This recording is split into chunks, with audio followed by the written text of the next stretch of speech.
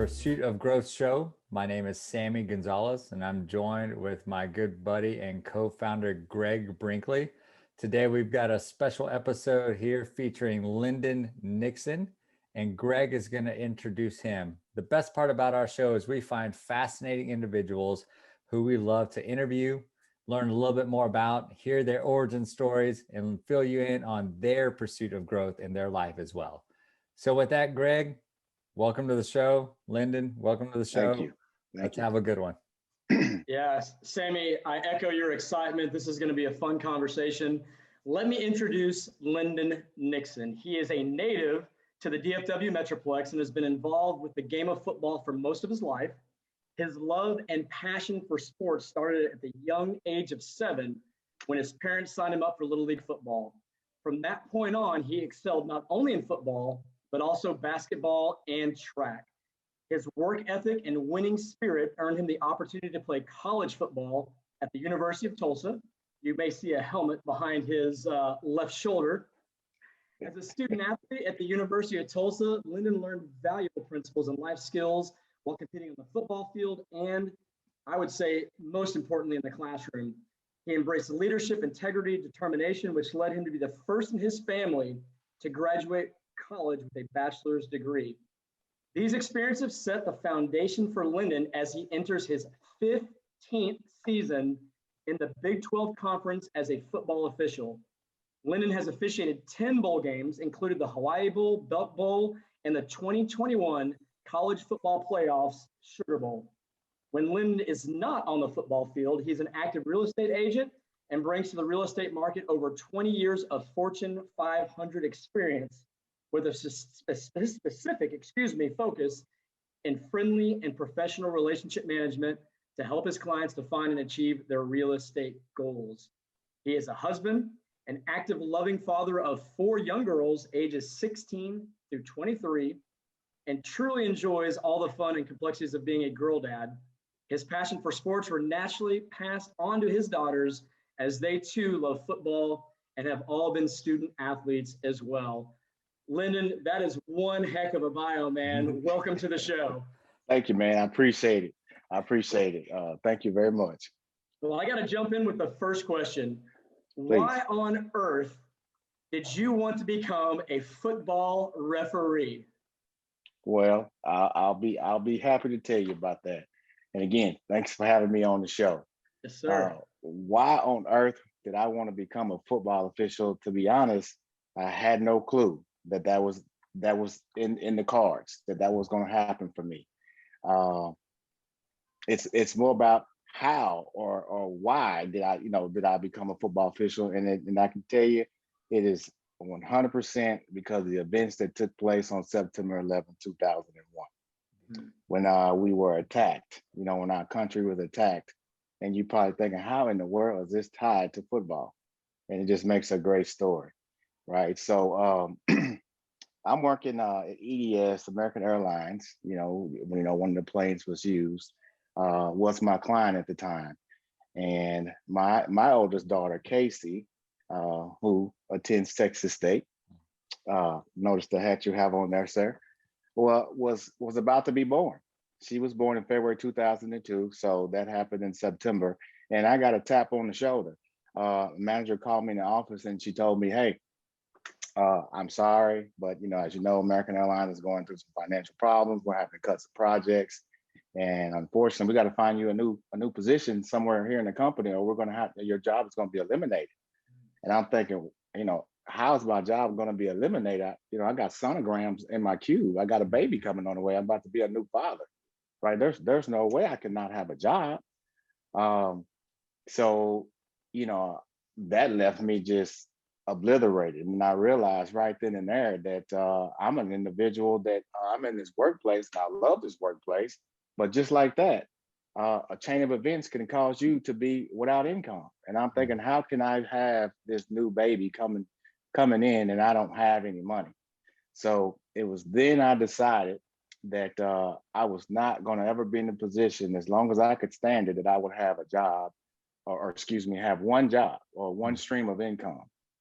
And I had the mindset to know that, okay, I need to find another job.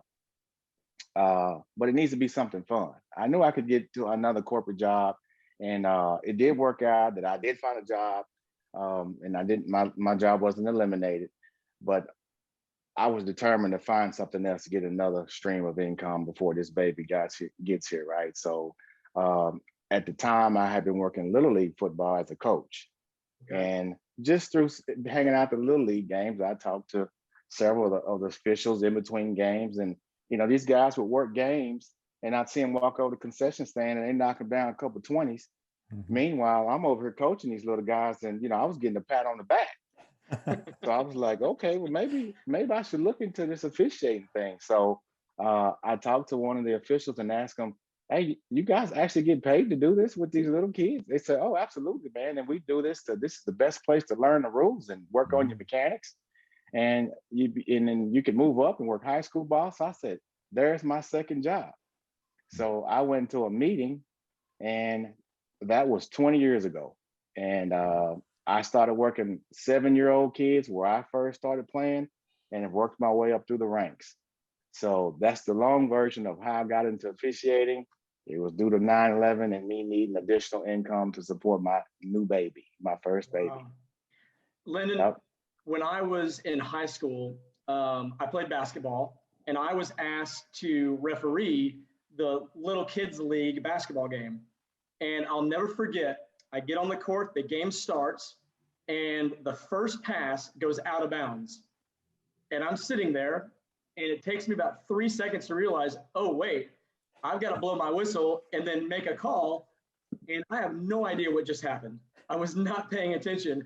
I had to turn around, and luckily a parent of one of my friends was in the stands. He goes, Greg, it's white ball. So I turned around and said, white ball, and then we took off running. So yeah. Question for you, do you remember the first game you refereed, and how difficult, how challenging was it? Did you get a thrill, excitement from doing it? I don't remember what game it was, but it definitely was a Little League game. And I had a good mentor that I worked with. His name was Derek Smith. Derek is one of I credit who gave me the confidence, and they said, make the phone call. And he took me to the first meeting at the Dallas chapter. And Derek, he set me up perfectly. He told me, he said, hey man, don't worry about it. Just stick to what we taught you in the classroom. Stick to what we walked through. It's going to be an absolute disaster. You got 7-year-old kids running around. They don't know where to line up. You got dads coaching the team that think they should be coaching junior high. And it's just going to be a mess. And it absolutely was. And I do remember I had something like that. The opening kickoff, little guy kicks the ball and it doesn't go 10 yards. And nobody does anything. And the kids just kind of stand around, and the kids on the receiving team knew it was supposed to go 10 yards, and they would not cross the line to go get it. And the kids who kicked off, they knew enough about the rule to know that they couldn't touch it. So we just blew the whistle and put the ball right there and gave the other team the ball, and off we went. So yeah, it's very similar to your story. You say that sports was kind of part of your upbringing, right? Since what, 7 years old, you said? Yep. I've got a video of myself that I don't even know. I was probably maybe around that same age, right? And we're in a hotel room in Houston. And my dad was asking me on the camera, what are you going to do when you grow up? I said I was going to play for the Houston Oilers. I was going to play for the Houston Astros. Nice. After I graduated from University of Houston. And I'm a big Astros fan and big Houston fan. But I was going to be another dual sport athlete, right? That was something that I wanted to do. But growing up, I was never that good. I mean, I just had a hard work ethic. But that's something that I wanted to ask you about, was your work ethic in sports. And then how did that take you from playing sports as a little kid to moving up to the high school ranks and then going all the way up to Tulsa? We'd love to hear kind of what you did throughout that time to advance. Yeah. Each time.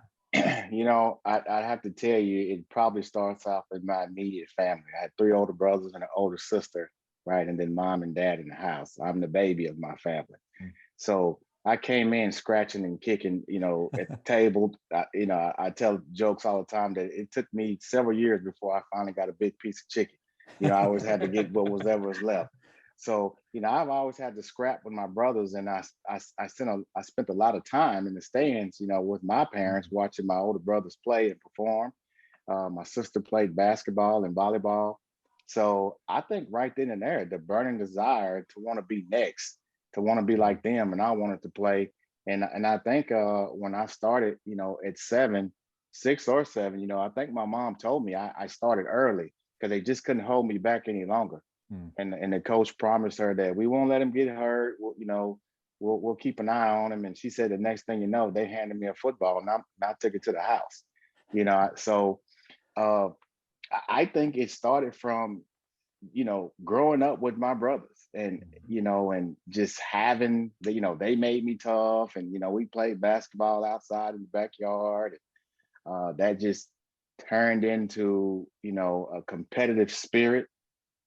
And my dad he spent time in the military. My mom grew up in the hard knocks, so they were very disciplined. So I picked up discipline and structure, a can-do attitude, and that just morphed into a student athlete. And I took a lot of pride in wanting to be a student athlete.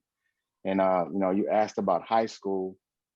I'd have to fact check this, but I believe I was one of, or maybe the first freshman to play varsity at my high school, at Grand Prairie High School. We were in a situation to where I had been doing well the first 2 or 3 games as a freshman, running back, and our varsity running back got hurt the week we were supposed to play Sam Houston High School, that was ranked 5th in the state at that time, and they needed a running back. So I got moved up. Wow. And I remember feeling nervous. I remember the look in my parents' eyes. They were like, my baby's about to get killed by these 17, 18-year-old boys. He just turned 14, and I was nervous, and it's amazing. And then, we'll get into that with officiating. There's nerves, but it's, man, when it kicks off, I'm in the zone.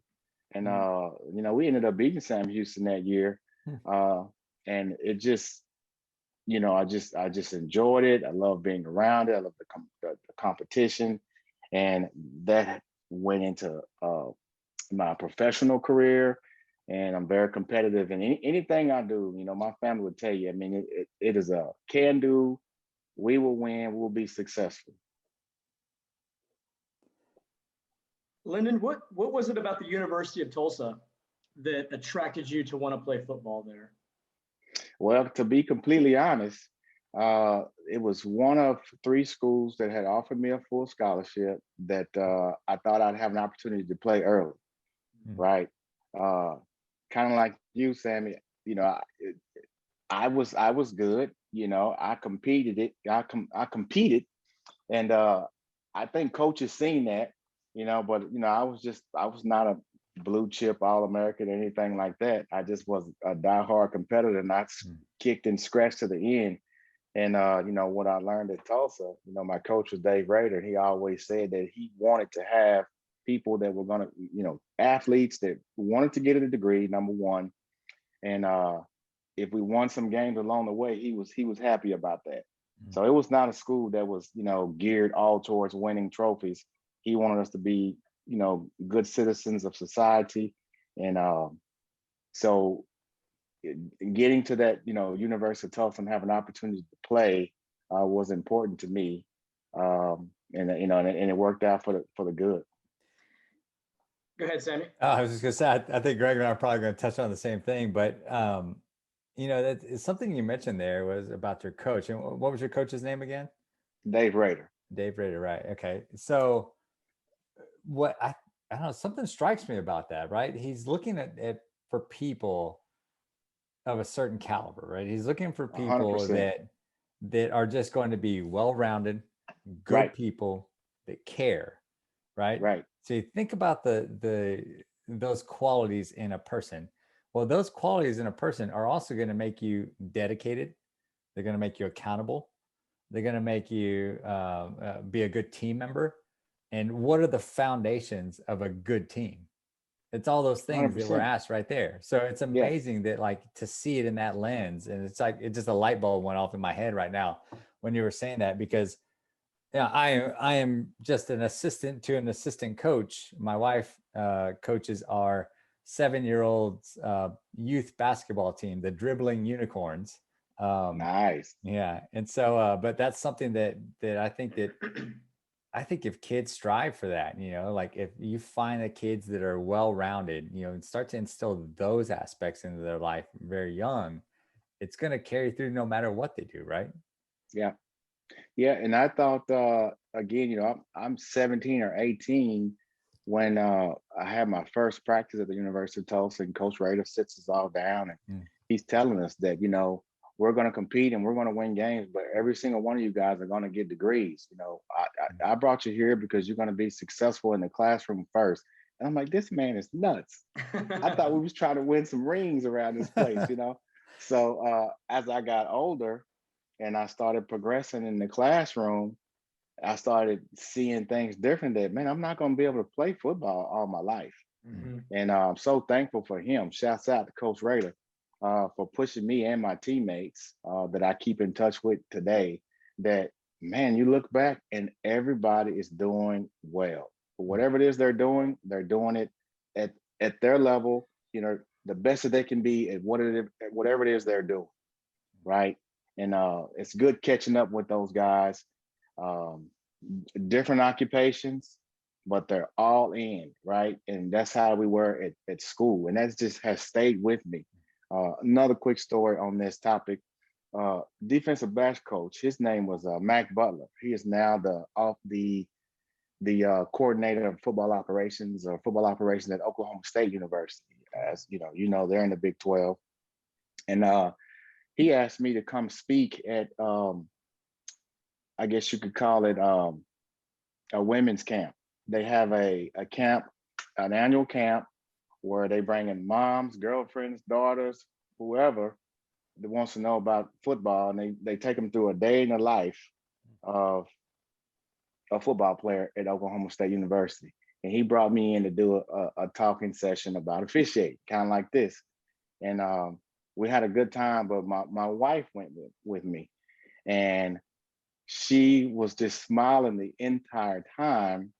And she was like, I get you now. I get it. I said, what are you talking about? She said, you said that was your coach, right? That he was a defensive back coach when you were at school. I said, yeah. She said, you act just like that man.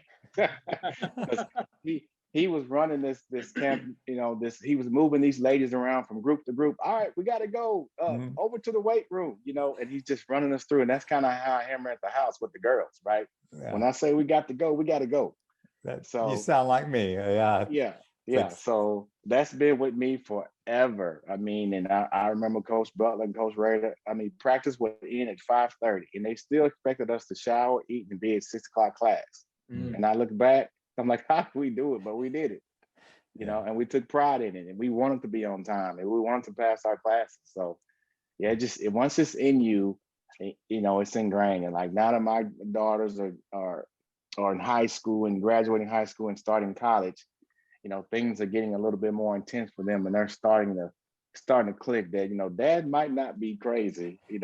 He really has a method to his madness. So I've kind of lit a fire under them, and they are responding well, as doing well with that. I love those stories, Lyndon. And one of the things that it made me think about is just like even in the professional careers that our listeners and that we experience, is that so often we get so focused on, winning, whatever that win is for our company, our organization, whatever that goal is. It's absolutely important that we achieve excellence, we pursue that, we go after it. But if we do it and forget about the anchors that really allow us to develop the skill sets to be kind, to be good to each other, to have discipline, to Right. work as a team. It's all those things that I think in my life I learned from sports.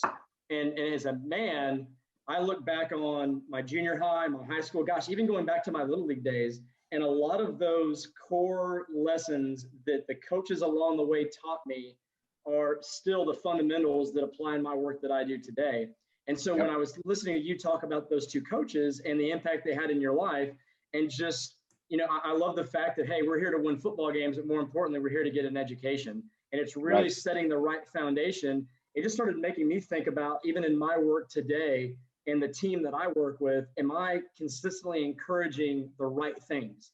Am I highlighting, hey, these are the skill sets that are going to get us to that goal, as opposed to just solely focusing on the goal? So I just wanted to share that I really appreciated you telling that story. Yeah. And then my question to you is, with your daughters, and again, they're now at the age where you've got a 16-year-old through a 23-year-old. Yeah. Do you see sports laying kind of a similar foundation in their life where it's allowing you to teach life lessons to them through athletics? Absolutely. And I'm glad you gave me an opportunity to speak to that about my daughters.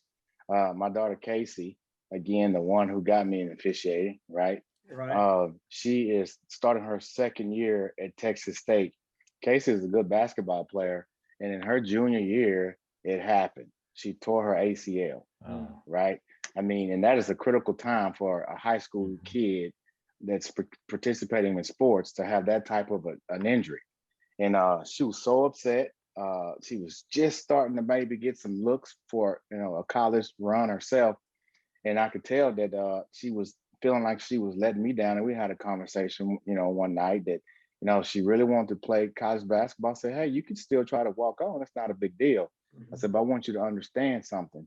If basketball is over for you, right, playing competitively, Dad is 100% okay with that, because you've been playing since a little baby, and now you're 16, 17, getting ready to graduate high school.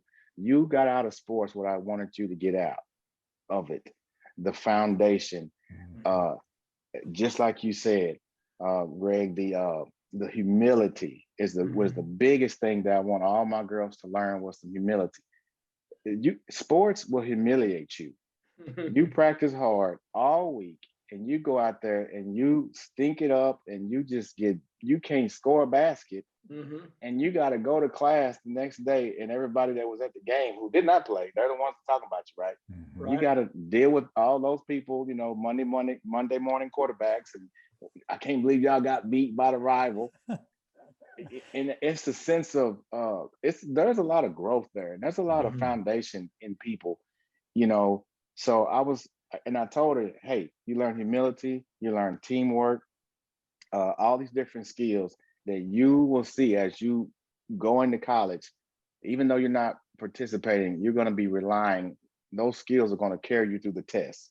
They're going to carry you through those exams, and you're going to fly through and get that degree in no time. And it will be your sports background that kind of help push you through that.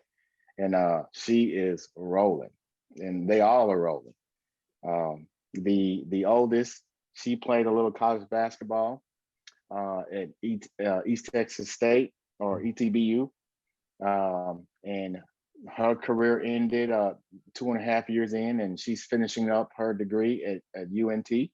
Okay. Then my case is at Texas State, we just talked about. Our newest graduate is the dancer of the family, Sada. She has been dancing almost, I call it, at a professional level. She was a student at Dallas Black Dance Theater, and of course some drill team work, but she does the real deal, ballet and modern and all this kind of thing. And baby girl was accepted to the University of Texas School of Dance, and she'll be there in the fall. Wow. So, Kai, my youngest, I got to keep my eye on her, because, I don't want her feeling the pressure, because her sisters are out there, kind of paving the way. So she's a track star. So I'm hoping that she can, get some looks, and maybe she'll be able to do something with track. But, I take a lot of pride in the girls. And again, not to get too far from the foundation that sports provides kids, I encourage all parents, get your kids into something. And I think soccer is a good sport, slight contact, and kids learn good balance and fundamentals, hand-eye coordination. But again, they're gonna get beat, and they're gonna have to deal with it. And someone's gonna get in the game before them when they think they should be in. And you zoom fast forward 25 years, me being in the workplace, and I see people walking around the office, back when we used to go to the office, pouting and being upset because they didn't get the project. Who cares you didn't get the project? Go get the next one. Right. you know, and instead of being so upset about why you didn't get the project or they didn't give the project to me, have you done a self-assessment? You know, sports teaches you self-assessments. You know, you document in sports. This is how much you weigh. This is how much you can lift. This is how fast you can run. So why are you getting it mad at me when those numbers are not improving? What are you doing to improve those numbers so that you can get the project, so that you can get the job, right? So that's what I got to say about that. I'm trying not to, start coaching because I'm feeling myself getting a little worked No, up. I love it. I'm in the hashtag girl dad camp as well. I've got Oh a yeah, 7-year-old and a 5-year-old, and I lay foundational elements for them all the time, and I think they're tired of hearing from me already. But they the 7-year-old has picked up. Her name is Ava. She's picked up basketball. I played football, basketball, baseball, and track all my life. And mom played basketball and soccer, and I think she did a little bit of swimming at one point in time. But that's the thing, she's really taken to this basketball, and we just built her a new hoop outside, put it together. She shot on it already. She's making 10-foot baskets, and she's nice. already able What? to, yeah, All right, good. she made 12 last weekend. She counted them all In a row. 12. uh, but she Oh, didn't yeah. stop. Fine. She didn't stop. She kept going. Yeah, keep but going. but that was the thing, like that, she did soccer one season. She was like, well, that's fine. I did it. It was fun. But she's taking to Yeah. basketball, so she's getting aggressive. But I love the fact, like some of the stuff that you're talking about there, about those foundational elements and the pride that you have in your Gotta get 'em. daughters. Yeah, Yeah. it's amazing, because I tell everyone, it's like, man, I'm so appreciative that I have girls. I think they came into my life at the right times of my life, because Yeah. they changed me from a guy to just a guy to a man, and then now a man to a dad, and trying to figure out 100%. navigate those waters. So the foundational elements are key for myself too, because anything I say to them, I ingest it and digest it myself, and Yeah. think, okay, it's like eat, drink my own champagne, as people like to say as well, right? Yeah. Absolutely. It's just, I have nephews, I love them to death. And I'm telling you, if you cut my arm, little footballs will probably pop out. But it's just something about being a girl dad, man. It is definitely a club. It's a sense of pride and going through girl problems, if you will, and having to be a dad and have uncomfortable conversations that with girls as a dad, and like, hey, I'm still dad. This is going on, but I got you, you know. So yeah, I'm taking a lot of pride in it, and good luck to you, man. You got some more years in front of you, and it's never a dull moment. Right. That's for sure. I've seen that. I can hear them outside my office window right now. Yep. Already having fun. Well, Lyndon, you talk about pride, and it's just easy for us to see how prideful you are of your family and your daughter specifically. And obviously, we know that you're very proud of your work as an official now with the Big 12. I would love to hear you elaborate a little bit more on the journey from when you started refereeing in that little league and made your way up to where you're at the Big 12, because that is that is not an easy accomplishment, I can imagine. And so I'm really curious to hear about that journey and what it took to get there. Yeah. I'll try to make it quick, but I'll tell you that definitely there's a lot of luck involved to get where I am. And I've had an opportunity to speak at some clinics, or some meetings to high school officials. And question number one, how do I get to the Big 12? Right.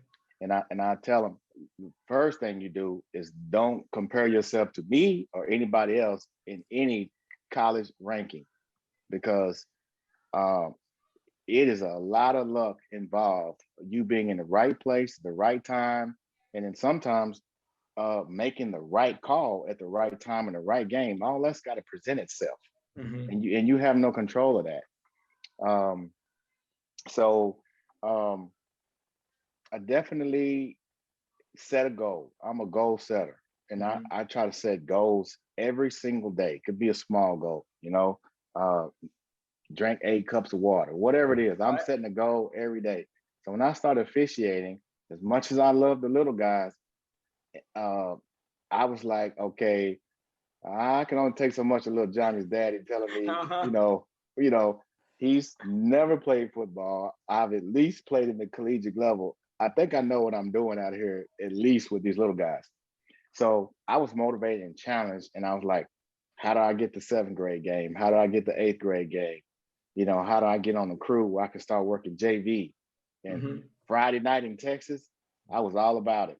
Yeah. So you talk about, games I remember. I worked Tide Dodge's last high school game at South Lake Curl at the old Texas Stadium. And it just turned out to be that was my last high school game as well. And I went into college. But, without getting bogged down in all the details of how I moved up, I mean, I can't tell you enough. It was just being in the right place at the right time. And you don't turn down games. Like if you get a phone call and they need an official to work a scrimmage, where is it at? What time? And you go. And you build that reputation of this guy will work. He doesn't care what the game fee is. He will work. He doesn't care if it's, 8-man or 6-man, or it might even be 2 officials show up. He would go. And I try to build that reputation for myself. And I was at a meeting and, real quick at the high school level, they work a 5-man crew and they have what's called a 6-man. And the 6-man is the guy that will trail the crew and basically hold the down box. And it's OJT for the 6-man. You get to see this crew work on Friday nights and learn from them. They're like your real-time mentors and that kind of thing. And they are also, typically guys that are maybe seasoned and teach our classes and training at the high school level. So I'm sitting in the class and there's these 3 or 4 good-looking guys that, work in the corporate environment, and they are like one of our top crews in the Dallas chapter. And they had just spoke, and I was being assertive. And they had just mentioned that their 6-man, they were proud that their 6-man just got picked up on a crew full time. And everybody was clapping and cheering. I heard vacancy. That's what I heard. I was like, okay, yeah, so it's okay. They need a 6-man, right? So soon as we had a natural break, everybody was going out taking a break, and I went straight up to the stage and I shook hands of all 5 of them. They said, what's going on? Said, hey, I'm Lyndon Nixon. I just want to introduce myself. I'm your new 6-man for next year. And they said, okay, anybody got a problem with that? And I became a 6-man. Wow. So, tying into how did this happen for me? So I was lucky that they did not think I was cocky or arrogant, and they thought it was great, and they brought me on. Well, guess what? That turned into, after a year or two, somebody was missing at a scrimmage at SMU. Lyndon, can you go? Sure. We got the SMU, so I'm like, oh boy, this is about to be sweet. I'm at SMU with these guys, and they come over and say, hey, this is what you do. Put your flag in your pocket and you put your whistle in your pocket and just work on your mechanics. Don't throw a flag, don't blow a whistle, just stay out of trouble.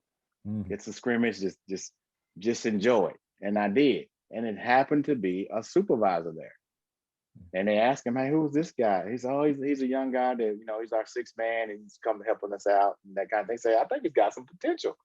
Say, I don't think he's ready for, I guess it might have been the WAC or Conference USA at the time that they were in. They're not ready. He's not ready for Division I, but I want him to go to a clinic in Houston.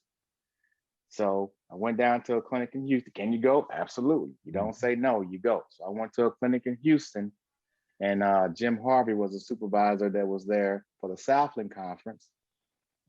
And again, guys, I'm probably year 5, year 6 into my career, which is just nuts. This is the luck part of this. And Jim Harvey asked some guys, hey, I see a lot of potential in him. You guys, what do you know about him? So I'm not privy to those conversations, but I'm told that he said, okay, I'm gonna put him on your crew. You guys train him up and keep him out of trouble, and let's see how he does. So I maximized that opportunity, and then that just turned into more clinics. And now I'm getting real, college tape that other supervisors can get a chance to see. And eventually had an opportunity to work a scrimmage at a Big 12 school. And I got a phone call one day to work Louisiana Monroe at Texas A&M. This is before Texas A&M left the Big 12.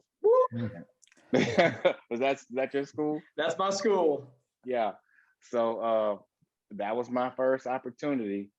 And again, I just seized the moment in that game, stayed out of trouble. And that was 2006. And here I sit today. Wow. Well, there's an old saying that I'm probably going to summarize it, not completely accurate, but it talks about luck is where preparation and work meets opportunity. And so while you're absolutely right, you had some luck along the way, but you were putting in the work and you were doing the things, you were saying yes, you were putting yourself in that position. So what a great story of just what persistence and hard work does and how it pays off in the end. I love every part of that story. Yeah, thank you, man. I appreciate it.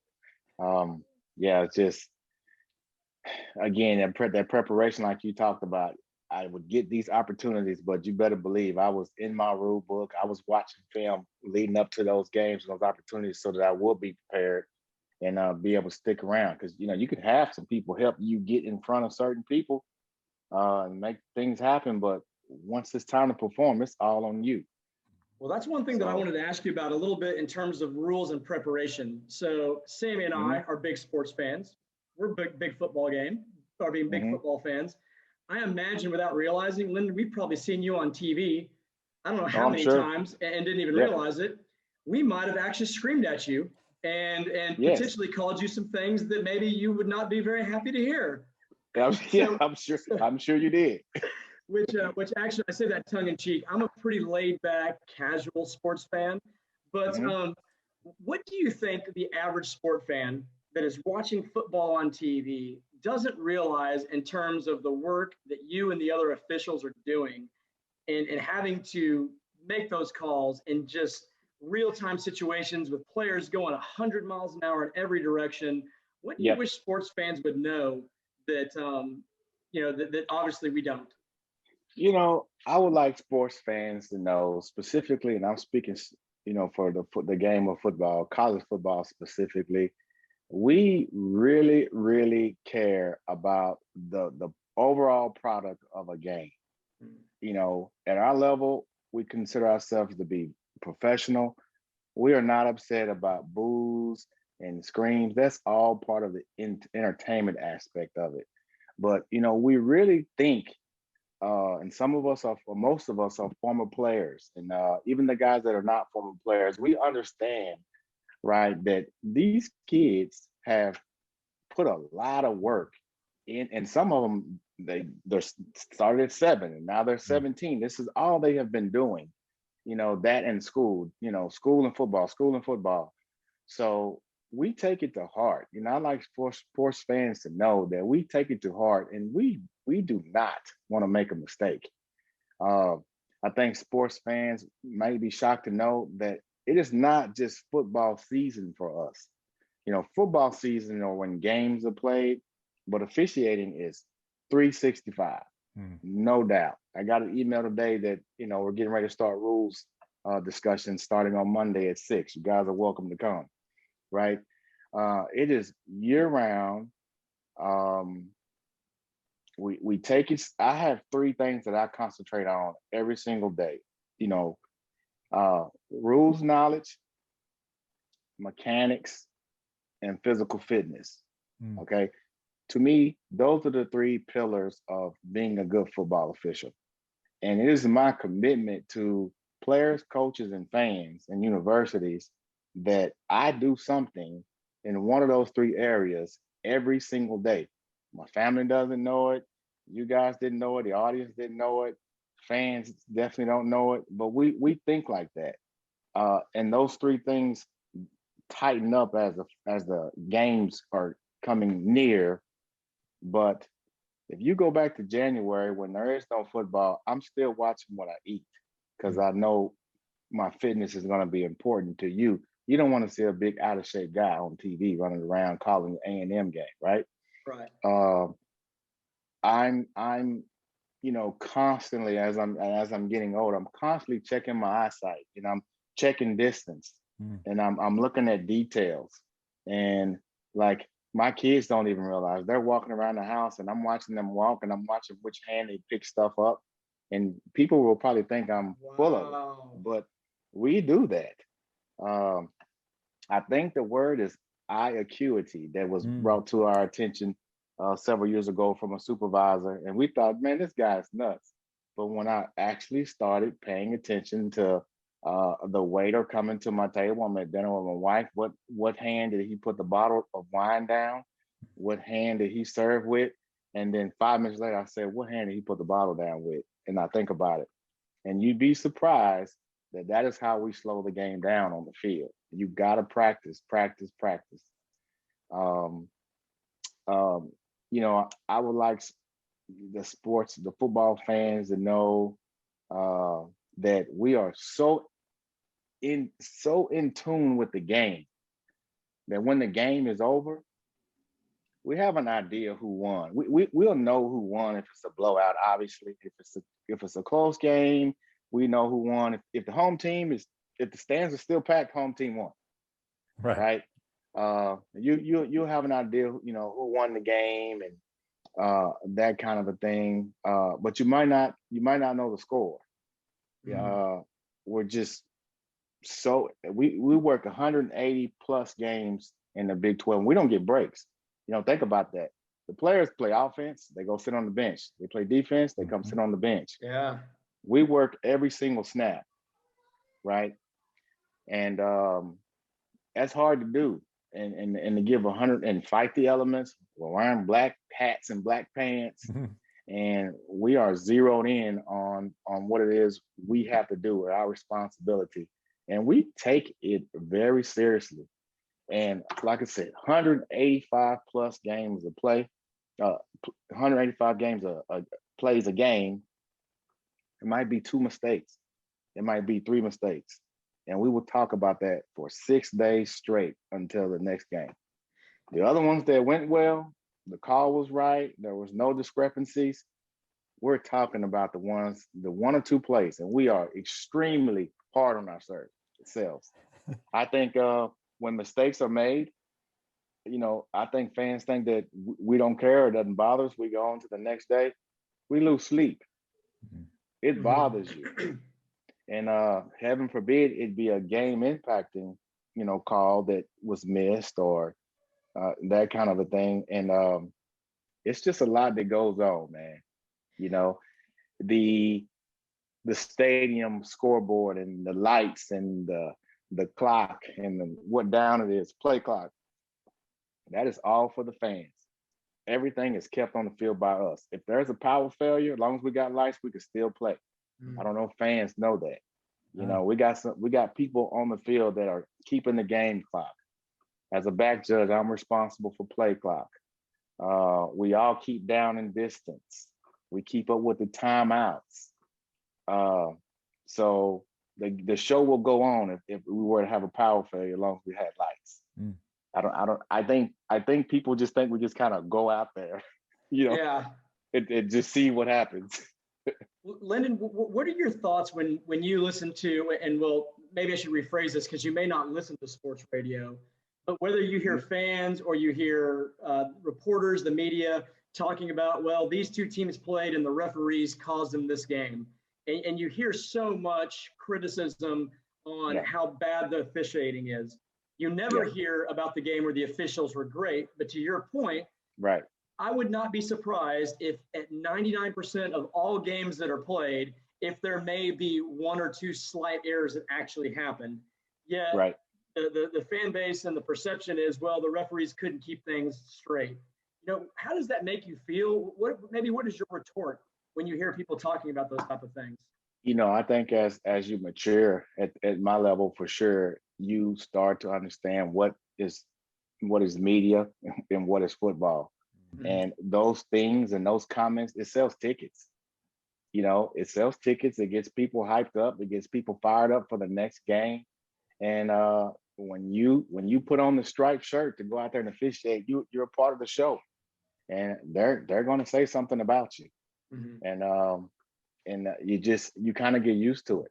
It's just kind of like crowd noise in the stadium. I mean, I remember when I first started working Big 12 games, I could not believe how loud it was. The Big 12 conference is bigger than the conferences that I played in at Tulsa.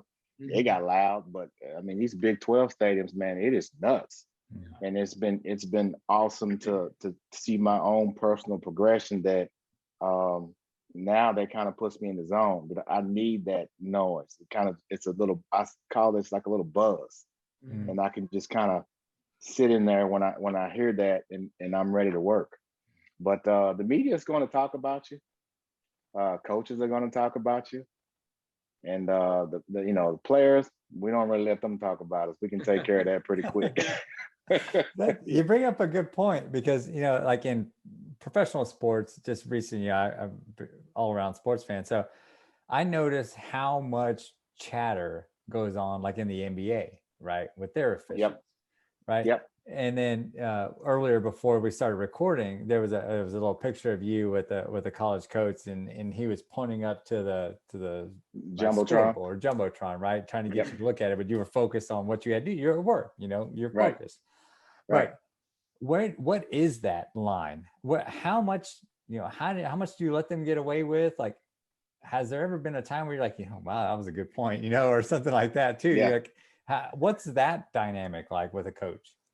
Well, I say one part of it jokingly that I'm a back judge, and I'm positioned behind the defense in the middle of the field. So when I have a play or, a coach is upset about, with something I personally did, and he's trying to get my attention, I can't hear you, too far away. I'm sorry, I can't hear you. But yeah, those sideline conversations with the head coach, if you will, and the referee in the white hat or whatever, and maybe the calling officials over talking to them in a timeout or what have you. Oftentimes or not, these coaches are upset, especially if something's not going their way, but really they just really want to know how did we get to said ruling? Or, what did my player do?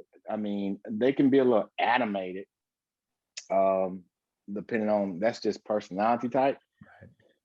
But they just really want to know. And in the Big 12 conference, I could say our coaches, they all do a great job. Everybody's going to get heated at some point, but for the most part, no one gets, too far out of control. And we have what's called a get back coach. It's usually the strength and conditioning coach or staff. They keep everybody back. Yeah. And, pretty much in our games, we'll talk to the head coach.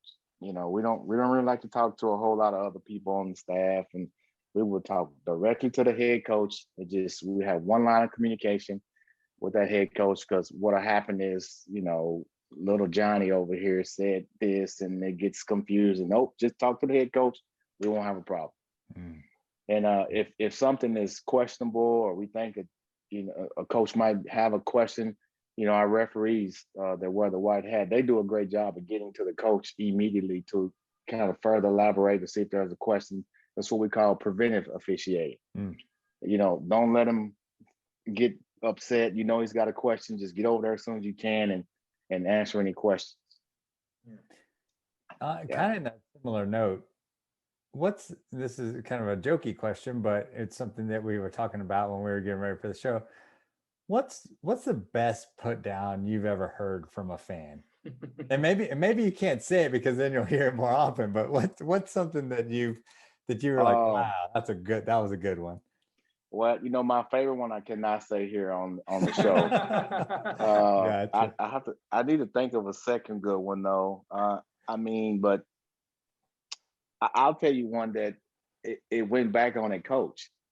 And it was not in the college level, it was in the high school level. We probably wouldn't do anything like this at our level, more professional. But we're walking off the field at halftime, and this coach is positioning himself right next to the crew. And he's going off. This is horrible. This is the worst job I've ever seen. You guys have no idea what you're doing. This is pathetic. We should be better than this. And then one of our senior officials turned to the coach and said, Coach, I don't think y'all are doing that bad. Give him a break.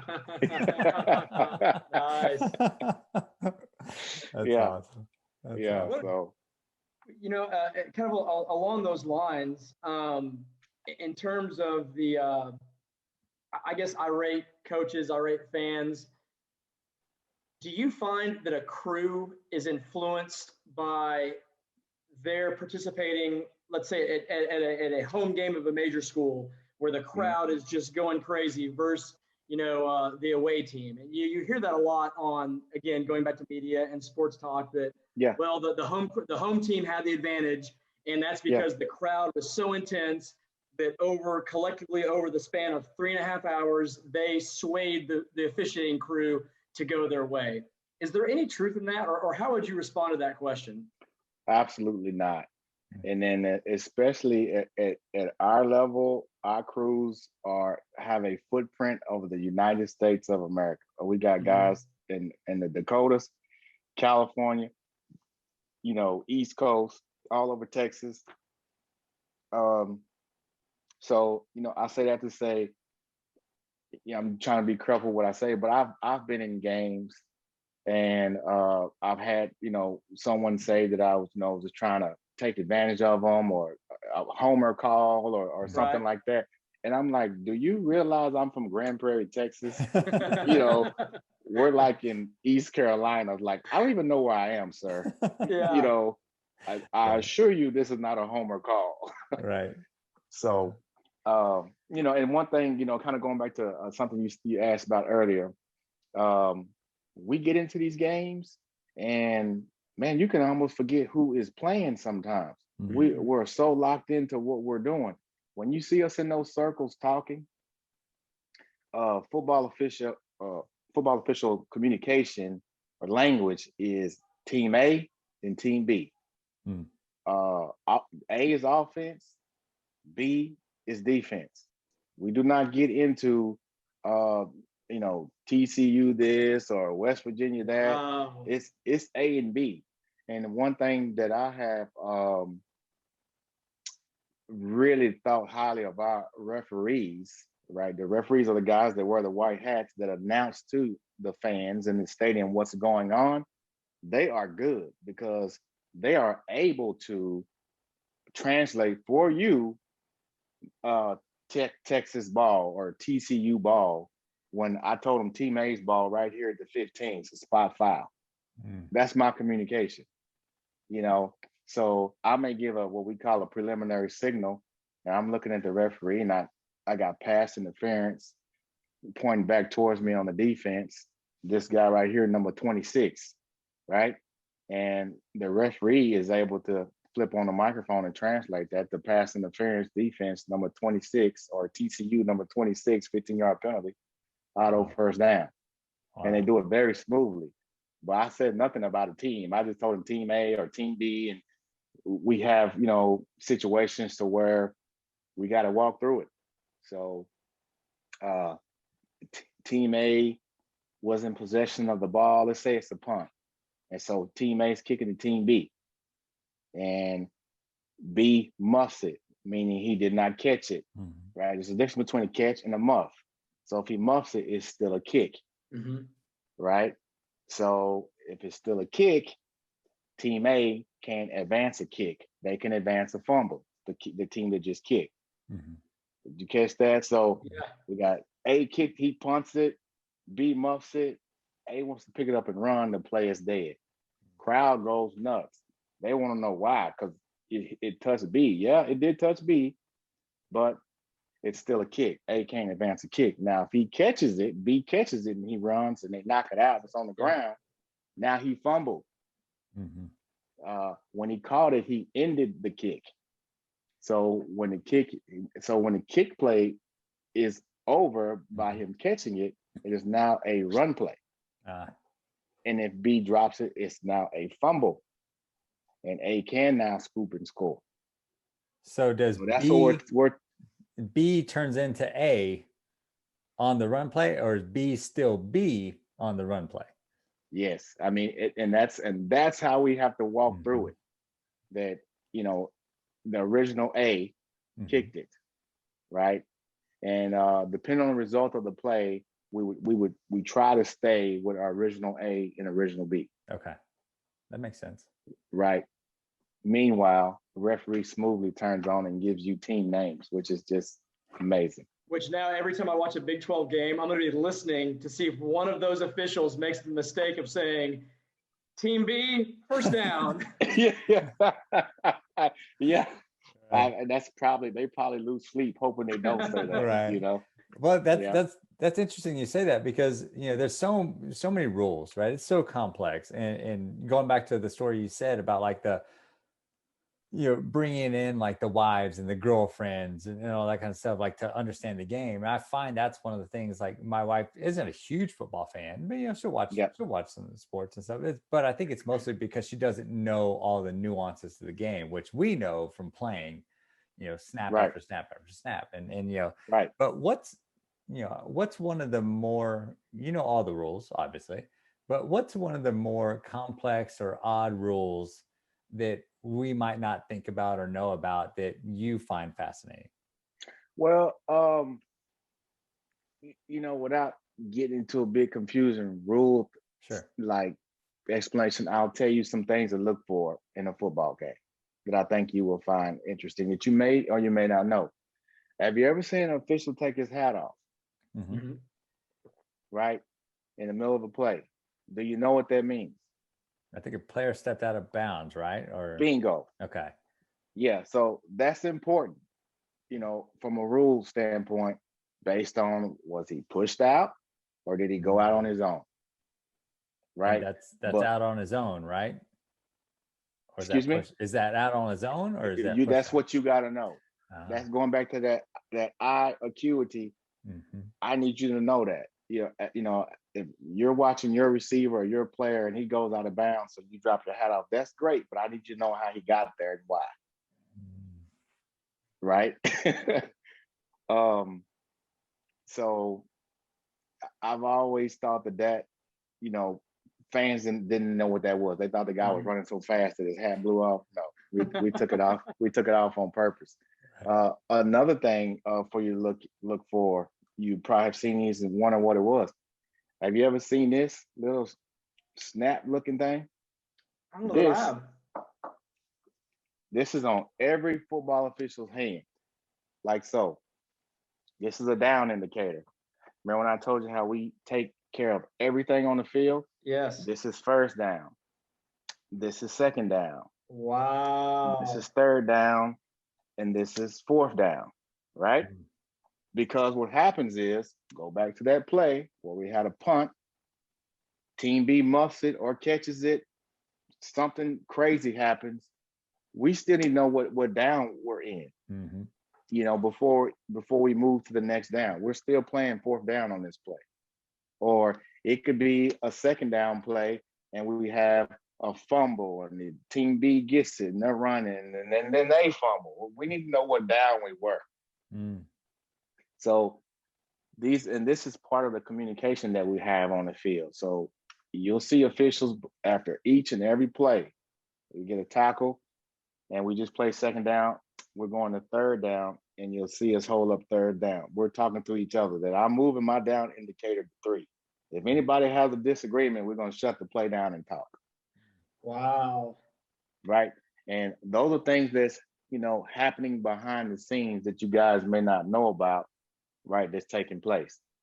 Another thing that's cool that, something you can watch the next time, it's kind of a trivia question for you guys. How many TV timeouts per quarter? Commercial breaks. Wow. I'll throw a guess. I'll say 2. I was thinking 2 as well. Yeah. Typically 3 to 4. Okay. And they're all going to run anywhere between 225 to 250. Okay. And the back judge, that all kind of runs through the back judge. The back judge is, I would call the liaison to the TV production.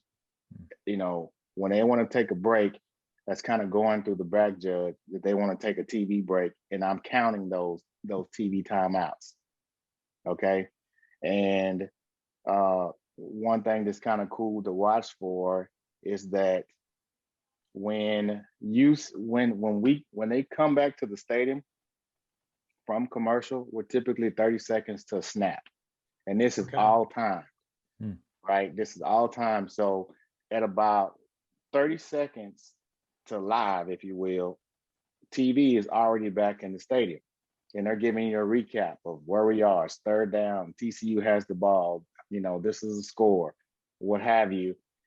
We're down on the field getting helmets buttoned up and snapped up, and you don't see that as a viewer at home. So when that 30-second lead time is over and they're wrapping up the score, all you see is a snap at 0. And we're all in place, or a kick, or whatever it might be. And that's all, I wouldn't say choreographed, but that's all kind of managed through the back judge and the TV. And we do that because we want the show to be good for the viewers at home. And no dead space. So not only are we officiating the game, we're part of this TV production as well. Yeah, wow. So it's a lot going on behind the scenes. Lyndon, talk a little bit about instant replay. Yeah. What is it like when you make a call, it's challenged, instant replay comes on, and then you realize that you made the mistake in the call? Is that something that's kind of a hit to your ego, or are you like, you know what, I'm glad we got it right, or sometimes you just kind of like, man, just let us do our job and just keep going? Yeah. Well, I'll tell you that the replay officials are part of the crew. That was going to be one of my questions. How many officials on a college football crew? Oh gosh. Well, okay, you said 6, right? So I was going to say 7. I was going to throw an extra one in there. Well, I said college. I think I was talking high school, and that's different mechanics. But anyway, there is 10. Wow. Okay. 10 officials. Can you list what all those 10 are for the viewers? Yes. So on the field, and this is another trivia, if you will, people refer to us as the referees. Well, in football, you only have one referee. As denoted by the R on his back, and he wears the white hat. White hat. Yep. That is the referee. So you have 8 officials on the field and 2 in the booth. Replay official, and we'll get back to your question about replay. The replay official and the replay communicator is kind of his assistant. But on the field, on the offensive side, you have the referee. It's kind of responsible for his quarterback. Referee is all about the quarterback, hitting him low and hits on the quarterback. Then you have a center judge who's on the other side of him, and he's watching offensive linemen on his side. Okay. On the sidelines with the line of scrimmage where the ball is, you have a line judge and you have a head linesman. And then moving to the defensive side, typically right behind the linebackers, the guy you see most of the time from the sideline view is the umpire. And he's watching the guards in the center and, inline play there. Behind the umpire, you have 3 guys back deep. This is like my own little crew within the crew. And I'm the back judge. So I'm in the back in the center. And to my left or right, we'll have what's called a line judge or a field judge. Okay. So we have 8 guys on the field that's covering 22 players. And everybody has a man or 2, if you will. And those responsibilities they change as the play progresses. Okay. And then up in the booth, we have 2 officials, replay official and his communicator. The replay official sits there with a remote control. He has a computer screen and a gazillion camera angles, however many cameras out on the field.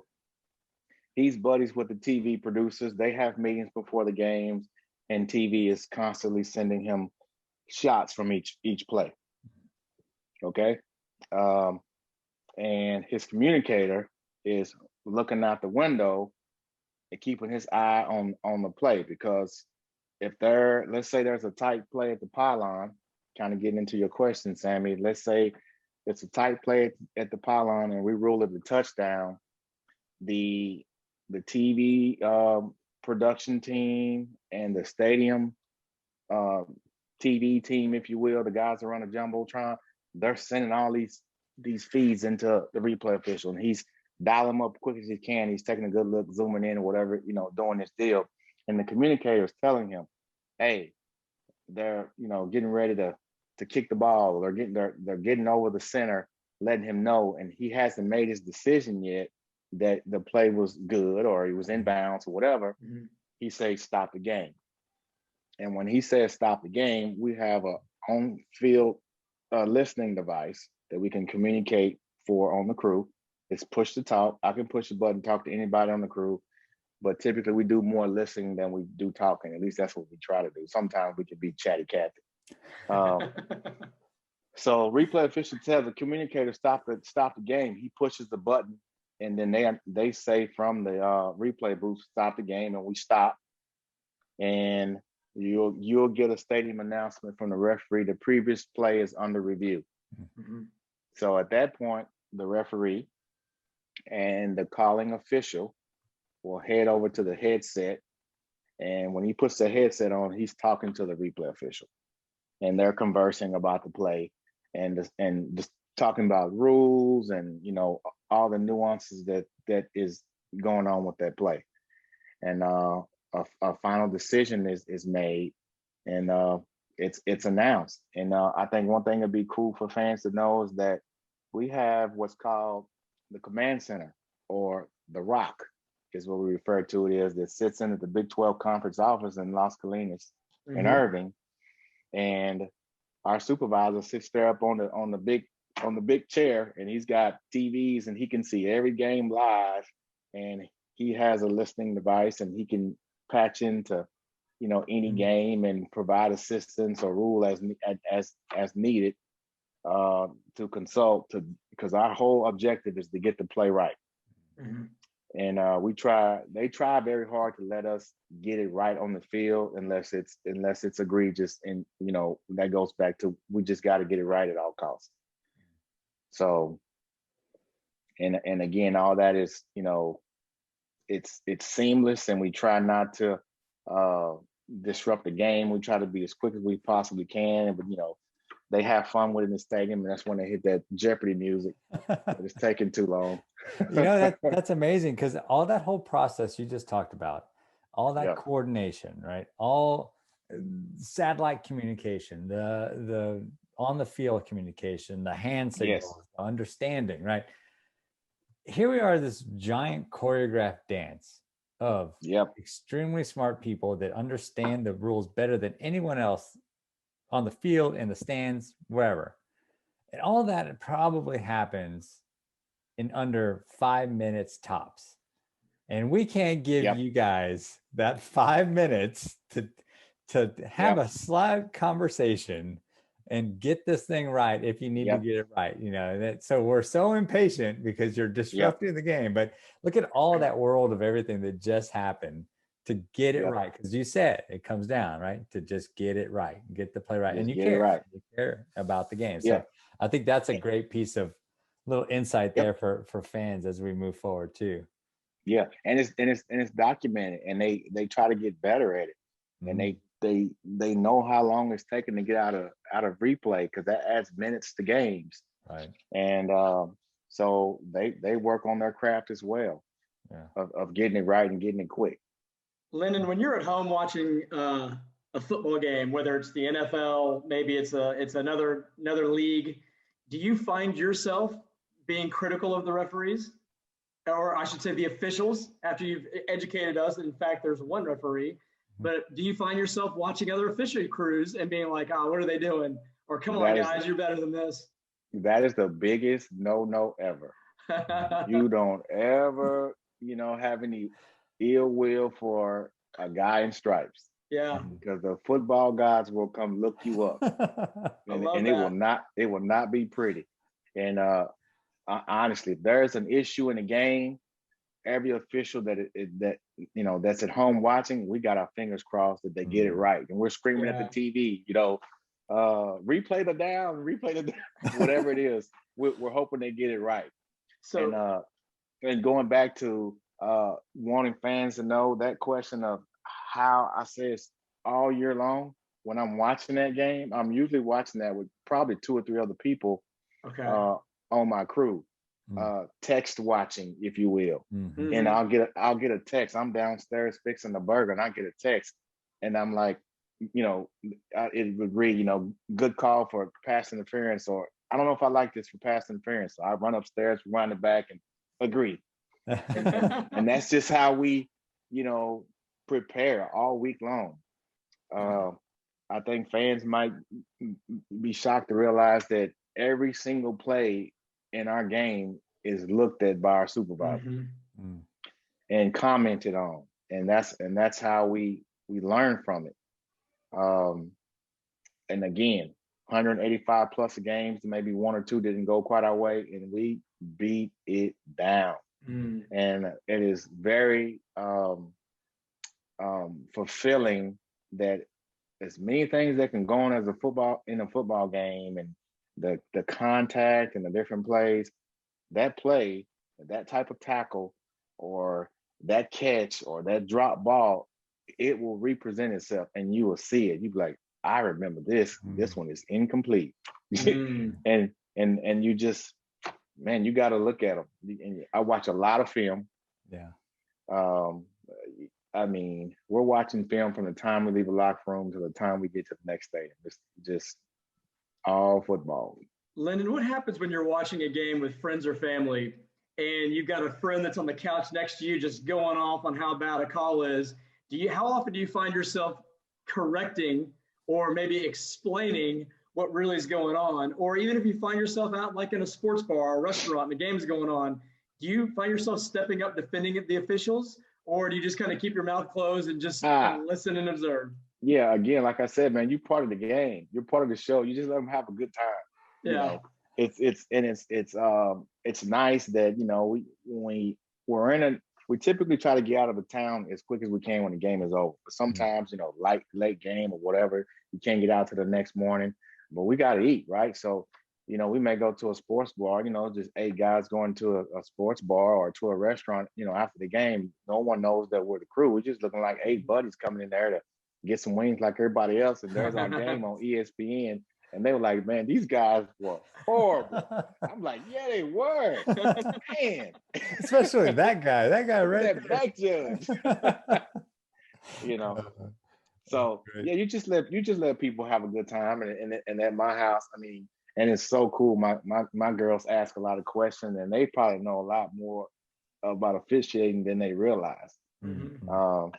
So it's fun watching them grow. And like I said, my daughter Casey, who's at Texas State, is studying sports journalism, and she's like, Dad, I got to learn my football. So it was kind of cool, and I pulled up some film, and she knows all 11 positions on offense, and now we're working on defense. So it's kind of cool.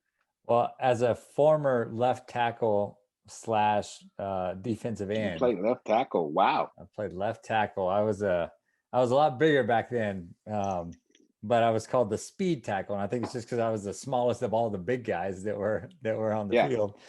I have a lot of gripes, I had a lot of gripes and complaints with the center judge and the umpire, be it whichever side of the ball I was on, because I played both sides. But yeah, there was a lot of egregious holding that he never caught, but they always caught the little ones, the ones I thought I got away with, but the big ones, those are the ones that I was always a little worried about. Yeah. I'll tell you, man, that's a whole nother show to get into. What do we look for as officials? But I will, I think you guys would enjoy knowing, I don't know how we're doing on time, just specifically pass interference.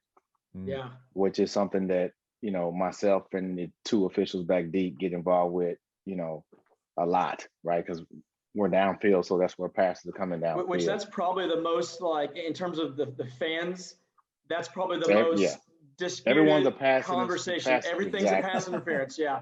Yep, and because he touched him, Right. But there are actually categories of pass interference that we're looking for, right? We are not like personally making a decision that I don't like that, so that's pass interference. That's not what we're doing. We clearly can put the action in a category, right? And to give you an example of a category of pass interference would be hook and turn, And I'm just trying to think of one that would be easy to describe in this on this platform. The hook and turn category is exactly what it is. When you hook a receiver, you hook him and you turn it. Okay. So now, he's about to catch the ball right here. He's facing his quarterback, and someone grabs him and they turn him. Okay. With the ball in the air. Okay. And the ball on the way. You got to have all that. That equals a pass interference. Okay. Interesting. If he hooks him, here comes the ball. He's got his hands up and he gets hooked. Yeah, he's hooking him. But not Turns turning. the ball. He didn't catch it, but he didn't turn him. So we do not have a pass interference. Okay. Okay. And we got to have a material effect, right? We got to see something happen to the receiver. Just because he hooked him doesn't mean that this receiver can't catch his football. But as soon as he gets turned, now his hands have been taken away from where he wanted them. Right? Wow, what a great point, because I guarantee you I probably yelled, it's obvious he's got his hands on him. Yes. And that's yes, not he pass can have interference. his hands on him. It's a contact sport. You get to touch it. With the exception of another category of pass interference that is called not playing the ball. Okay. This is when, and this is what's going through my mind when I'm officiating this. We put a defender in chase mode. Okay. In chase mode, just like it sounds, the receiver, boom, he's by him. Now the defender is chasing the receiver. So this ball is coming behind the defender's head because he's chasing. He's chasing. And the receiver who's out in front of him starts to slow down. Defender does not. He runs into the back of him and he never looks back at the ball. So you can't argue that you're trying to catch it or intercept it. So that is a pass interference for making contact with the ball in the air. Okay. And you're not making a play on the ball. Okay. So going back to those conferences, I may have a flag down and it may be on my co-official's key, and he might be in a position to where he couldn't really see the contact made from the back. So he may ask me, hey, Lyndon, what did you have? Hey, I got him not playing the ball. Okay, great. And then I would report that to the referee. Right? So, want the fans to know that the holds, the pass interferences, there are categories that we're looking for. And if given the opportunity to, talk to fans, which we never really would do, right? I can tell you, every pass interference that's called, there will be a category. And a hook without the turn is not a foul. The defender that is good enough or understands that, hey, I'm in chase mode. I got the antennas up. They're watching me.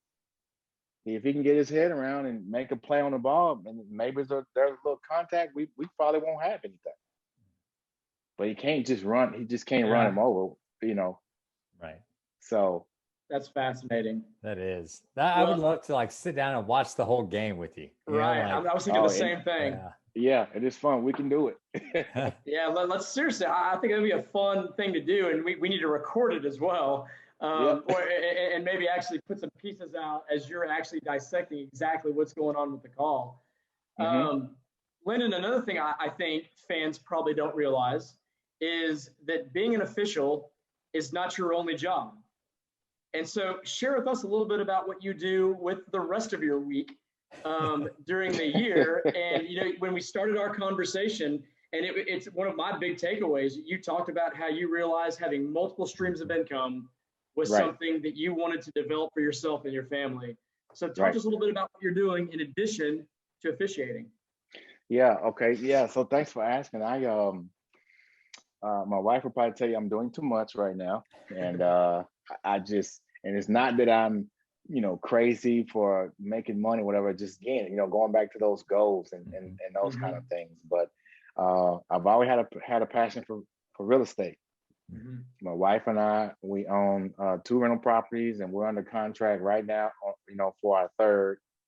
And When COVID came around, it gave me an opportunity, since there was nowhere to go, after work, if you will. I worked to get my real estate license. So I've been practicing real estate, representing buyers and sellers.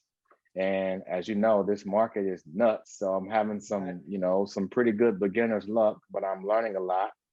And it's really, that has been very enjoyable. Um, Getting to kind of go out there and kind of eat what you kill, because I've worked in corporate America for so many years, and you have your salary, and you get this project or that project. Oh, you did good, you get a bonus, that kind of deal, and that's all great, and that has been fantastic. Has provided a way for my family, but the real estate has really been this new venture that is awesome. My brokerage is 76 Realty in Mansfield, Texas. Anybody out there needs some help, we'd love to help you. Go. Just look me up. But yeah, that's what's going on there. So how did you make that transition? Like, how did you find the real estate game, if you will? Well, when I knew that I wanted to get into real estate, obviously I had an agent, Jessica, who was the broker of 76 Realty, and she was my agent for my primary house that I live in, and both my my rental properties. And she would always tell me, whenever you get ready, this is got you written all over. I think people would love you, and you're good with people, and you're aggressive and assertive and a go-getter. And she was really a big treater for me. And it just kind of fell in my lap that I had some extra time, And again, going back to goals, when COVID hit and we were all stuck at the house, I wanted to have a positive story when COVID was over. That we're going to ask a question. All right, for those 12, 13 months, when we're all locked up, and couldn't leave the house, what did you do? I love that. And I went and got a real estate license, and I was determined to get it, and I did it in 7 weeks. I went to school 7 weeks straight, Monday through Thursday. Took the test, got my license, and I've been working since October. Wow. And I don't know if the bigger victory was, getting my first transaction, or just being able to tell you or anybody else that that's what I did during COVID. Yeah. I went and got a license. I went and basically generated an opportunity to have another revenue stream. And I think we all probably know people, and there's going to be some people out there that they just decided to just kind of sit there and do nothing. They gained weight or whatever. They went the wrong direction. So that was the goal that I set, and I wanted to be able to have some pride that when we come out of COVID, I wanted to be able to have a positive story, and that's mine. I went and got a license. That's amazing. Man, that fires me up. And, Lyndon, Sammy and I have been talking for over a year and a half now. When COVID-19 hit, it was kind of like we had just prepared to launch our book. So we actually launched our book a year ago, and then followed up with the Pursuit of Growth show. And we talked about, like, it's time to practice what we preach. Here we've been set forth with some major obstacles, and we felt like this was just the greatest test to be able to show that despite challenges and trials, it's how you respond to them. And I had the same mentality. I remember I was talking to my parents, and they were like, hey, the world's falling apart, things are turning upside down. I was like, this is our time to shine. Like, let's go get it. Let's encourage people. Let's help people. And I said, all this time that is quote unquote being taken away from us is actually being given to us to be able to do so many different things. And Sam and I both talked about, and we have podcasts that we did, just him and I having conversations, just encouraging people, take advantage of opportunity right now to better yourself and better the lives of others. And so hearing you tell that story, like, I'm fired up. I love it. Well, yeah, man. And I just, I don't know where it came from, but it's in me, right? When those guys said that their 6-man moved on and was on a full-time crew, I heard vacancy. When COVID hit and we can't go anywhere, I heard opportunity to go to real estate school. I'm like, what are you going to do? You hear the cliche, you hear it all the time. When you get lemons, you make lemonades. But do we really?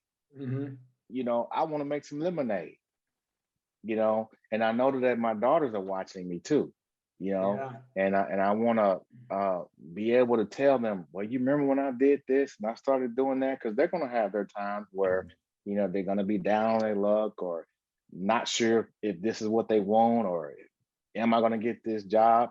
Well, you do something else. As long as you're breathing, you can be successful. It's up to I you. love it. I'm writing that down.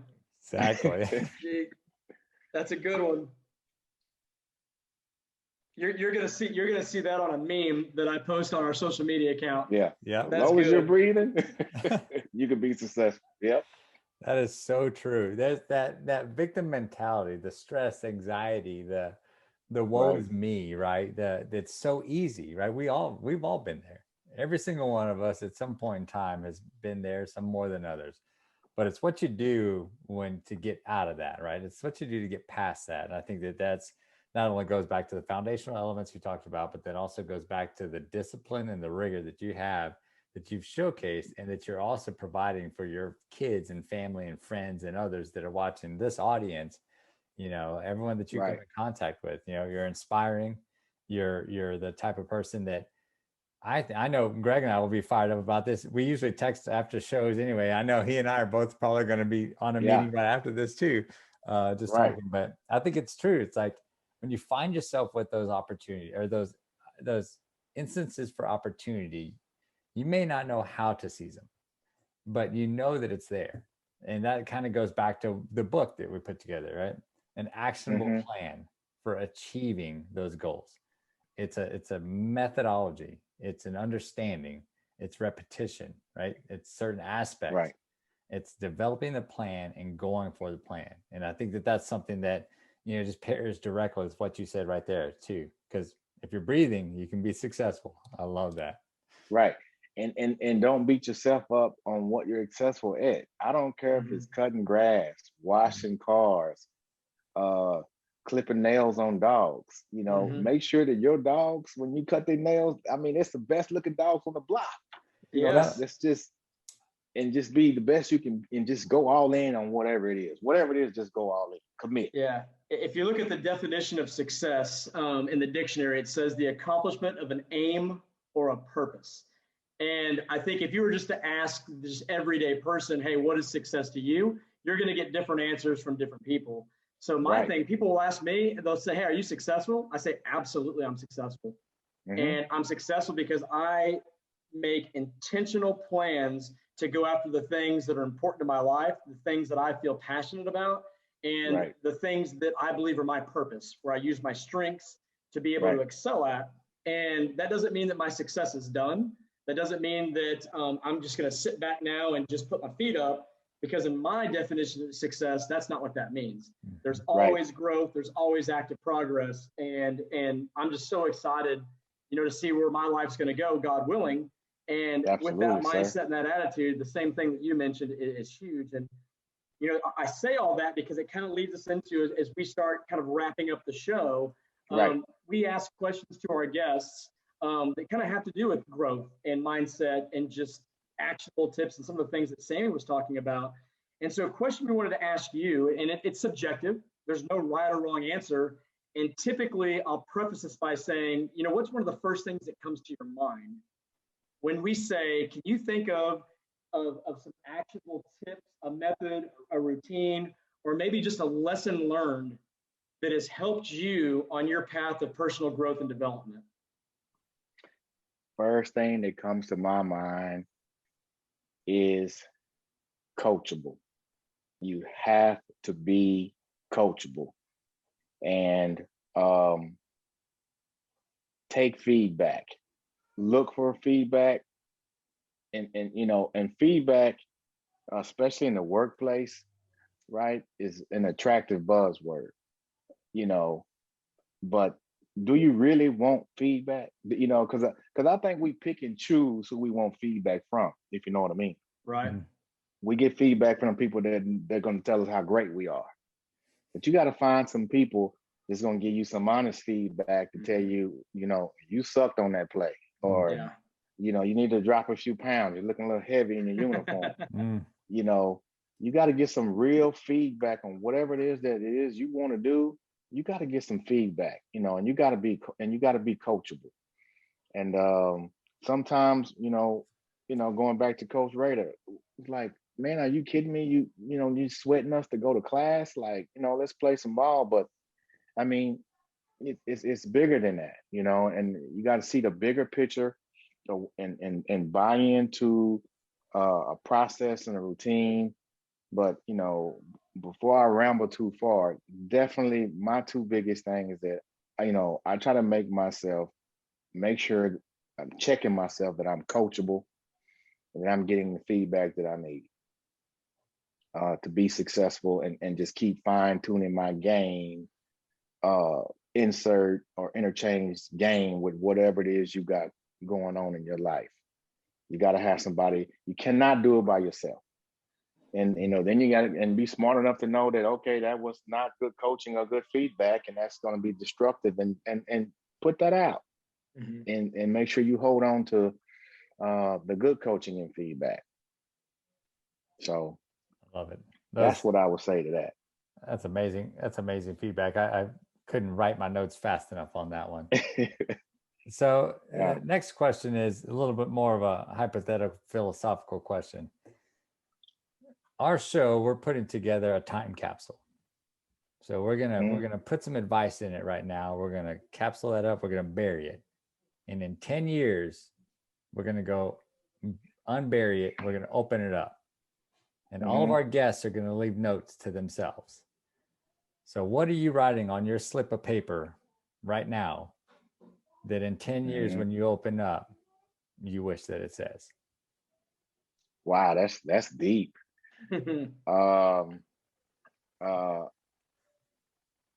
Honestly, in 10 years, I hope that I am working for or consulting one of or all four of my daughters in whatever it is they are basically running. Sada will probably have a dance school. Casey will be working for a major sports network, and they'll be asking me questions as a consultant. That's what I would love in 10 years from now, that I would be working for these girls, or I would be a consultant. That's fantastic. Well, Lyndon, this is one of my, or go ahead. No, go ahead. One of my favorite parts of this show happens now. And that's also probably one of the most difficult parts of the show, because I'm sure Sammy has the same problem. I've got a legal pad in front of me right now with a ton of notes from things that you've said that have inspired me, things that you've talked about that I'm like, you know what, that's something that I need to incorporate as a habit into my life. This is an area that I need to grow. But Sammy and I are going to come up with 3 things each that are our takeaways from this conversation. Sammy, you or me first? You go first and we can ping pong. Okay, we'll ping pong back and forth. I love when you said, don't say no, you go. And I think that goes back to just so many examples that you've shared of where you've taken initiative, you've been aggressive, and you've seized opportunity. But it's like I talked about before, luck is where preparation and opportunity meet. And it motivates me and it inspires me and encourages me to hear you talk about all these different things that you've excelled at, because you just took advantage of saying, you know what, I'm going to go for it. And I think it's so beneficial for people to hear that story, because we all have those opportunities in our lives every single day. And more often than not, we come up with an excuse of why not to do it. And so love what you said about that. Right. So thank you. I have 2 stars next to that phrase right there, because that's exactly, I want to put that in like a meme. We're gonna put that one online as well. I think it goes back to my first one is where it goes back to the very first story that you told. And it's about those foundational elements. It's about that. It's not just about the ultimate goal.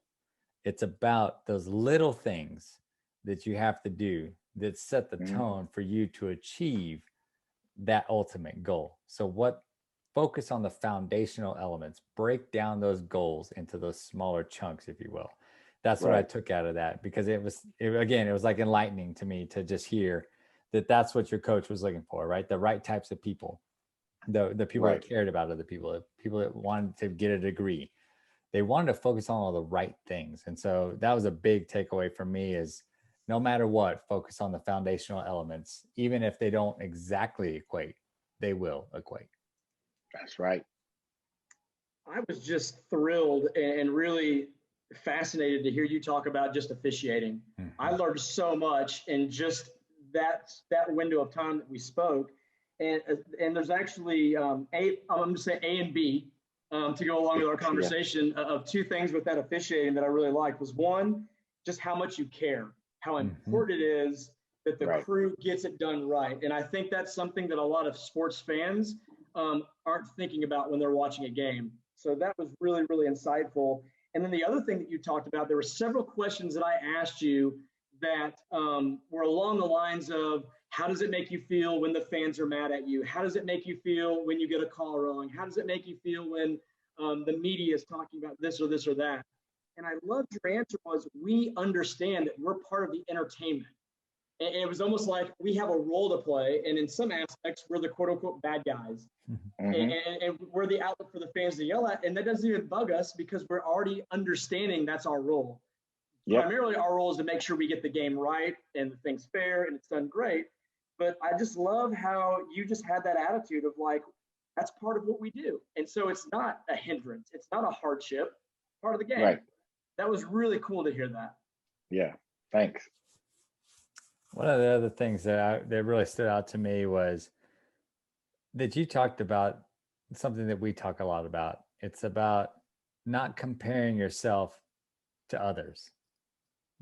And Greg will say this more eloquently than me.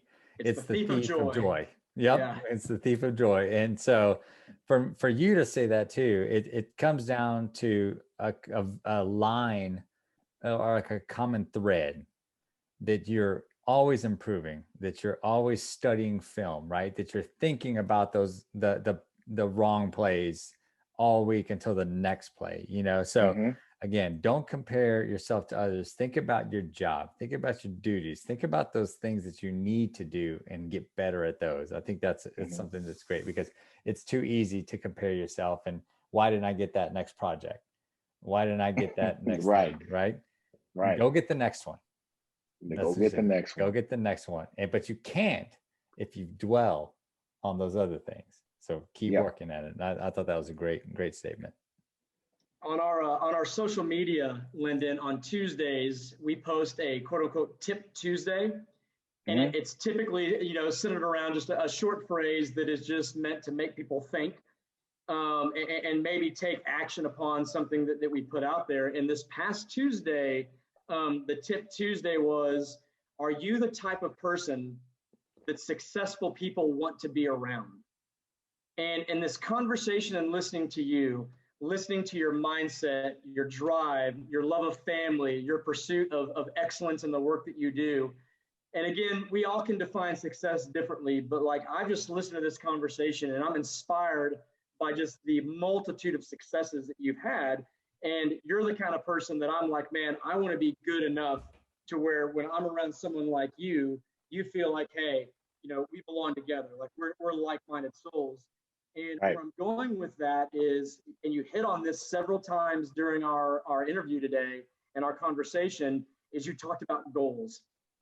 You had goals every day, whether it's drinking a certain amount of water, whether it's going after a certain project, whether COVID-19 hits and shuts our country down for a year and a half. Goals, goals, goals, goals, goals. And that goes back to something that Sammy and I are passionate about. And it's the primary focus of our book, is coming up with goals in the right areas of life to be pursuing constantly. And when you accomplish those goals, big, small, or medium, start setting new ones. And so that's my third takeaway, was just your goals, and how I think that's, when I look at you as this amazing, successful individual, I just see goals as one of those anchors. And man, it really, really encourages me. Yeah, I appreciate that, man. I really do. And I gotta say this, that and officiating too, you know, we try, you got to give yourself a break. It's really, I want to get that out there too, is to make sure that you set these goals and you drive hard, and you got to be your own worst critic, you know. And we say in officiating, if I got to tell you that you didn't do good on a call, or you didn't do well on a play, or you in the wrong position, then you're probably not really being critical enough of yourself. And then on the other hand of that, when you do good, you know, you got to, you know, going back to Sammy, yeah, when they confirm your call that he was in bounds, that's a touchdown. Yes, okay, that's gone. Now we got another play to work, and set a new goal, and keep moving. Yes. I love that. It's something we talk. It's celebrate small successes. I mean, that's what we talk about too. That's one of the fundamental elements of the pursuit of growth, is make sure you take time to celebrate, but don't dwell in that celebration, because you got more work to do. I'll tell you a funny thing where it's also as an official, you get a flag out, and everybody in the stadium knows this is a good call. The home team and the visiting team. I mean, it's just like, oh wow, we messed up on that. You know, the offending team, they know it, and it's a good call. And we have this kind of a little saying, you know, where, you know, don't admire your flag too long, sir. Pick it up and go. We got 78 more plays to work. So that's so true. The guy grabbed him by the face mag and pulled his helmet off. Yes, that's a Stevie Wonder. That's the correct call. Move on. Stevie Wonder could have got that one, right? I love it. Yeah. So move on. I love that. We gotta make more Stevie Wonder calls. That's what we need. Yeah. The last one that I have for you, and then we'll get to wrapping this up, is that it's just so important. You said keep fine tuning my game, and keep fine tuning my game, but it wasn't like any keep like working on my game. It wasn't I'm going to keep like adjusting my game. It's I'm going to keep fine tuning. You think about that like from a mechanic standpoint, right? Fine tuning, finding the little things. What's going to make you just that much better, you know? Right. And I think a lot of people think about that in the terms of goals, right? They're like, I want to lose 20 pounds. I need to lose 20 pounds. No, you don't. You need to lose 1. Yes, you lose 1 pound. You can't lose 20 until you lose 1. Exactly. And so I think that was such an important key phrase, because even me, I talked to Greg about this too. My goals are aspirational. You know, the old saying about how do you eat an elephant? 1 bite at a time, right? Right. But one gross bite at a time. Exactly right. Okay. I'm thinking. But even me, right? I want to eat 2 elephants at the exact same time sometimes. And I have to remind myself, let's just break down the goals. So I just think it was key for someone like you that's analytical, someone that has as much going on as you do. Because we didn't even touch on your other job. We barely even scraped the surface on real estate. Yeah. And then don't get me started about being a girl dad, because I mean, you know just as well as I do about the road I'm about to go on as well. But there's so much more depth to what you're doing. So coming from you, keep fine tuning my game. I think is just an important aspect that people should continue to put in their mind as well. Yeah, thank you, man. Awesome. Well, this is the part of the show where, man, we're going to let you promote and just share how people can find you, how they can get a hold of you. I mean, I guess, of course, we can watch you on TV come the fall. So everyone, of course, be looking out for Lyndon, but tell us where we can find you and your real estate operation. Hey, I'm on Facebook. You know, you just look me up, Lyndon Nixon on Facebook. I'm there. I got Instagram, Nixon _DFW Realtor. And I'm at 76realty.com. That's the website to the brokerage. Go to 76realty.com, and there's a link, meet the team, and you can see me there.